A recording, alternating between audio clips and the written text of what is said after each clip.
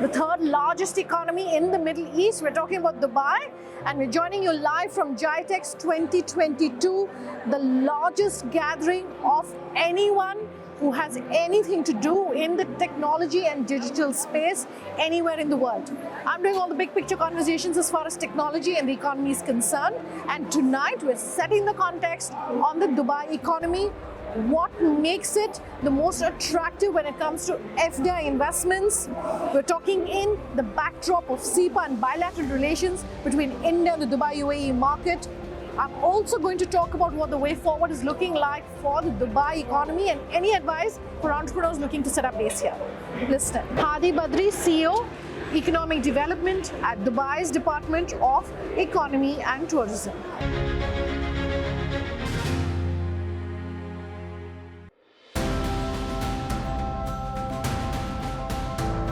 At the GITEX 2022, one of the biggest tech events in Dubai, major global tech players discuss the latest technological trends and understand what makes Dubai a global startup ecosystem. Dubai is not just a brewing ecosystem for MSMEs and technology, it has always been a prime tourist destination for travelers from the world. So good having you here on the Leaders of Tomorrow on ET Now, Hadi. Really talking about the big picture as far as the economy is concerned, and both the macro view as well as a very detailed microscopic view on the economy. And who better than to have you joining us here on the show. So thank you for your time. Thank you for having me. We're here, of course, at GITEX. I mean, for our viewers, we've been giving them really a sense of what goes on behind exhibitions of this scale. We did extensive coverage of Expo 2020 as well. And both of these have been a gathering of people like none other, nowhere else in the world. You have so many people coming together successfully on one stage. So I want to say congratulations first up for having an event which is so massive, and really the sort of pent-up demand, if I can call it that, of people coming together after 2 years. What does having these kind of expos and having these kind of platforms, what does it really mean for you and for the economy and just for this region? Thank you so much. I think congratulations to all of us. Yeah. Post-pandemic, for us to all be together again. Yeah. In such an event, which is the largest of its kind for Dubai, in terms of the 40 plus years of GITEX history. Yeah. This is his 44th year from what I understand. That's right, yes. And so, when we look at this year's event, we have over 5,000 participants in this event of different companies. This event is being held in a location with 2 million square feet of space. Yeah. Just to put that in perspective, that's about 160 Boeing 737s. So it's quite a large It's massive, yeah. airport We've been walking within the around, city, yes, right? absolutely. And what's really inspiring for us is not only that we're all together again in this kind of event, the world's largest technology fair, but also that we have 50% of those 5,000 participants participating for the first time, showcasing their products, showcasing their services. And so in the spirit of technology, this is an ever-evolving industry. Yeah. And to have 50% of those participants coming for the first time and showcasing And this is the largest in Dubai, ever, I understand. Absolutely right, GITEX, absolutely right. And so, what I think GITEX represents is a coming together of people, a coming together of ideas, a coming together again in a forum where post-pandemic, in the difficult times of the pandemic, perhaps we didn't even think about being across the table and exchanging those ideas in person and so on. But Expo 2020 did happen during those difficult times and very successfully. That's right. And credit goes to the very decisive actions that our leadership under His Highness Sheikh Mohammed bin Rashid took to make sure that Dubai was safe, secure, ready to host that kind of event to the level that it was hosted at. And really, because you mentioned congratulations at the beginning, I think congratulations to everyone that was a part of that event and events like this at GITEX that are really, again, celebrating the exchange of ideas and thoughts. From an economic perspective, I know there's this massive influx of tourists who are coming in. I know there are businesses happening. I know there are deals being struck. Why is it crucial for you to continue, having these exhibitions? One is, of course, it's a meeting of minds. We're discussing technology, fantastic showcases happening, but just the impact that is having on the economy. Give us, an understanding of that. Sure. Firstly, let me say that, Dubai set the benchmark for managing the pandemic. Yeah. And I think setting that benchmark and the incredible efforts of everyone involved has really positioned Dubai as a global city. All eyes are on Dubai in terms of the safety and security that it offers people, the dynamic business environment that it is again offering businesses. So if I can give you a few snippets into how Dubai economy has progressed. We see the economy progressing very well.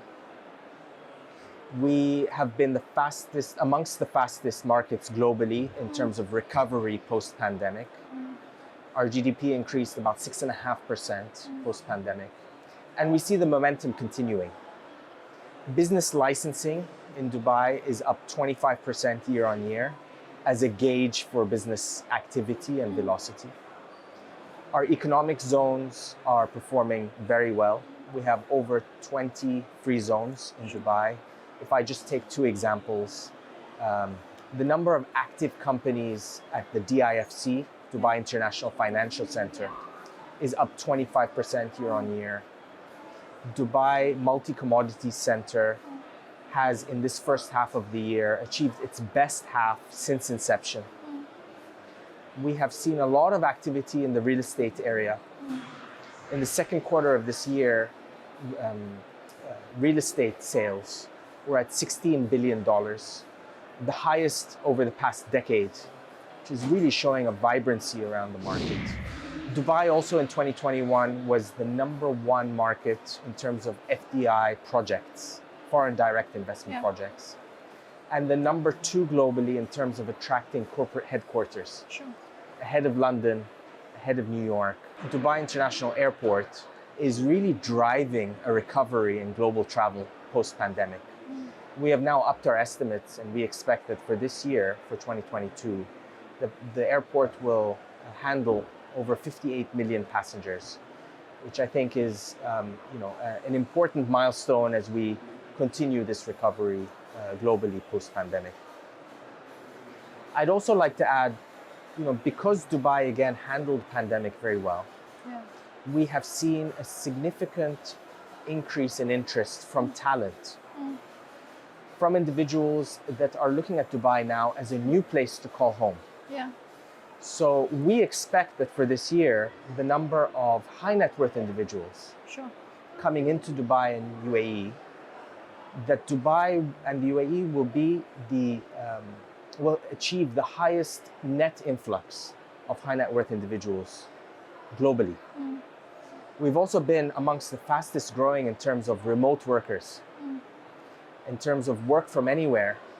Many people are now seeing Dubai, particularly as we've aligned our weekends now to the global environment. Yeah. People are looking at Dubai as a place to work from and participate still in the global economy. Sure. So I will come back and talk about talent, but as you're speaking about the fast recovery that you've seen on the economic front, what lessons can we perhaps in India take away in terms of just how you've been able to bounce back and minimize really the impact on the economy? You were talking about the business index. So in terms of ease of doing business for any business that wants to set up here, the process of course is much simpler than most other countries. How have you been able to achieve the kind of growth is what I'm trying to understand. If there are a couple of things that you can really give us to take away. Yeah. I would say definitely not by chance. Dubai has over the past years really invested in infrastructure, both physical and digital, to really enable this vibrant business ecosystem that we have. And so, post-pandemic, coming out of that pandemic, I think that infrastructure allowed us again to reboot the economy in an attractive way. Of course, having the world's busiest airports, having amongst the world's busiest ports in Jebel Ali Port, operated by DP World, which is a top 3 player in ports. A combination of infrastructure and expertise in managing those assets and those trade flows, I think has really benefited Dubai a long way. It's also been a moment where during this pandemic, it really forced us to think differently. Yeah. And thinking differently often required us to adopt new technologies and try out new ways of working and try out new ways of being productive. And so it was really a good moment, not only of reflection, but adoption, that we see as Dubai really pioneering the adoption of new technologies. Okay. You briefly mentioned some industries, including infrastructure. I just want to do a bit of a deep dive into that. What are some of the industries or sectors that you think are going to be driving from the front your continued economic growth into the new year? I think logistics is undoubtedly going to be one of those areas. If you look at Dubai's position today globally, 2.5 billion people live within a 4-hour flight, and 2/3 of the population within an 8-hour flight. Okay. And so that positioning is obviously a strength for Dubai as it relates to connectivity and logistics. I spoke a little bit about the airlines and the airport. Right? Having 90 international airlines flying in and out of Dubai International Airport, connecting us to 200 destinations is fantastic. On the port side, I mentioned Jebel Ali Port. We have as a target for Dubai to increase our foreign trade from $380 billion today to $540 billion in the next 5 years. The ports will play a really important role there.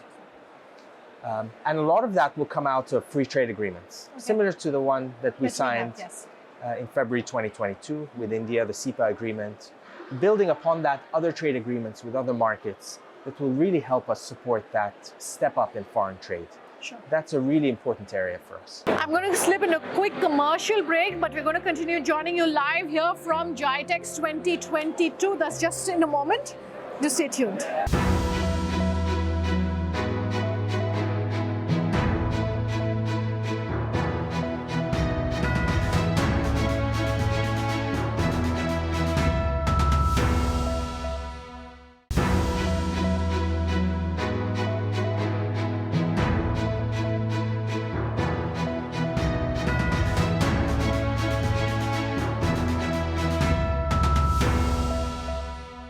Welcome back. You're with us here on Leaders of Tomorrow, and you're watching Eye on Dubai, our special series, joining you live from GITEX 2022 in Dubai.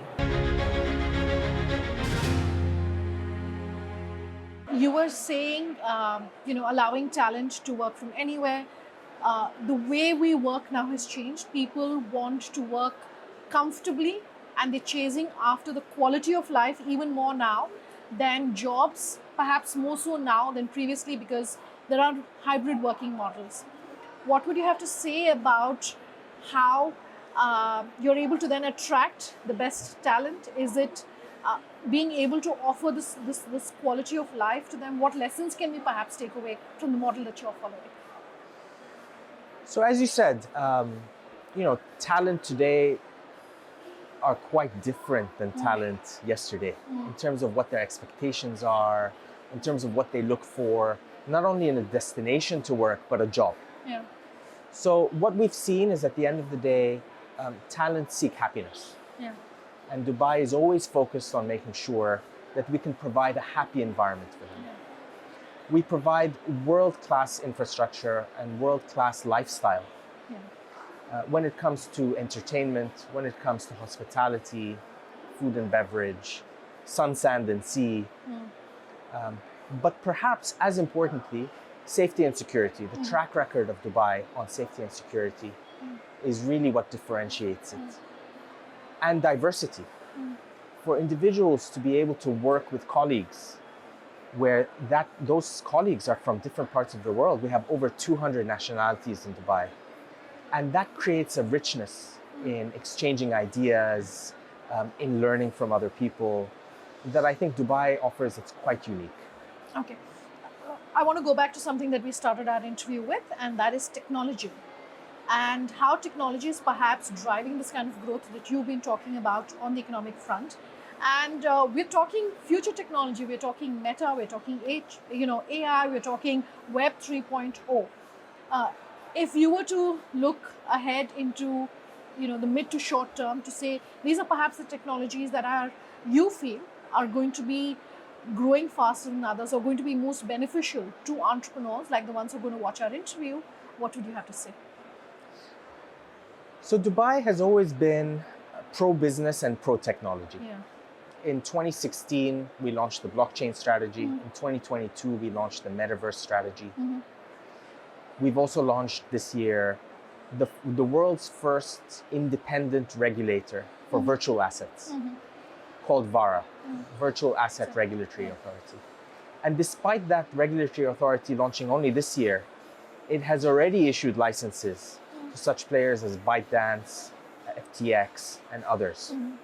And so we see technology as a key enabler for the market, where we see opportunities for Dubai to play a leading role, not only for the region, but globally. We pursue that. We're brave enough to pursue those kinds of opportunities, such as VARA, because we think our leadership have the foresight that blockchain, metaverse, and virtual assets have a very important role to play in tomorrow's future.